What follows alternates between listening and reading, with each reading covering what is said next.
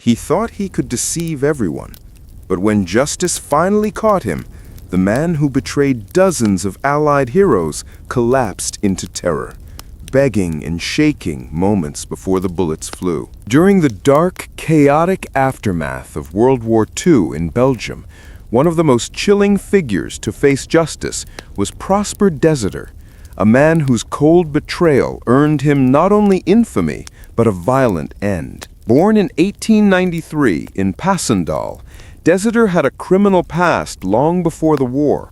After a conviction in Canada and a stint in prison for embezzlement back in Belgium, he re-emerged during the German occupation as a master deceiver. Under aliases like Captain Jackson, Captain Willie, and Willie Jackson, he infiltrated Allied escape and evasion lines, posing as a helpful ally to downed Allied airmen and members of the resistance. Desidder had a particular talent for language and persuasion.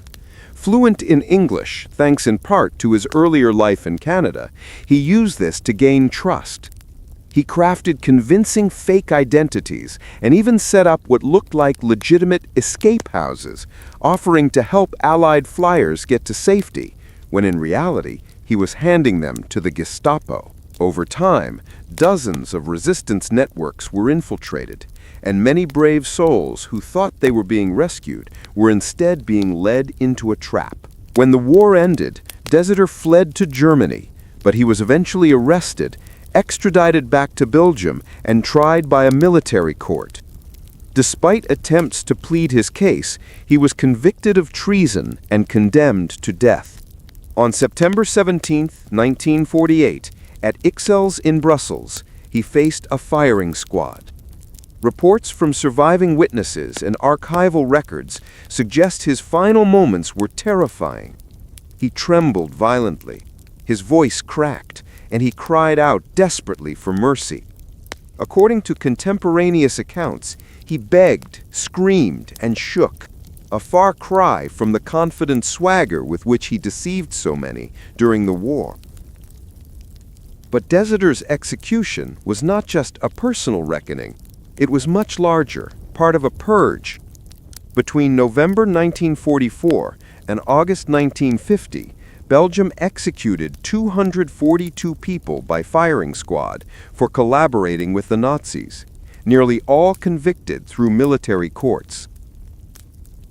According to legal historians involved in the Post-Warex research project, these executions were more than punishment. They were deeply symbolic, intended to restore faith in the Belgian state after the trauma of occupation. Yet even as justice was being served, political tensions simmered. Historian Elise Reshosai notes that calls for clemency came from Catholic quarters, while socialists and former resistance fighters demanded that the sentences be carried out. In the end, the state's response to the collaborators was a mix of vengeance and legal rigor, a sobering reminder that restoring order after war is never simple.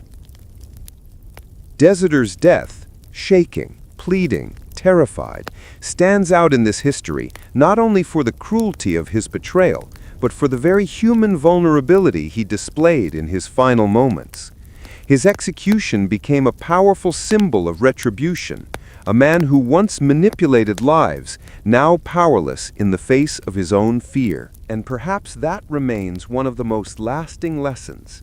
At the end of his treacherous life, Desidder was utterly stripped of control, forced to witness the consequences of his deceit with nothing left but fear.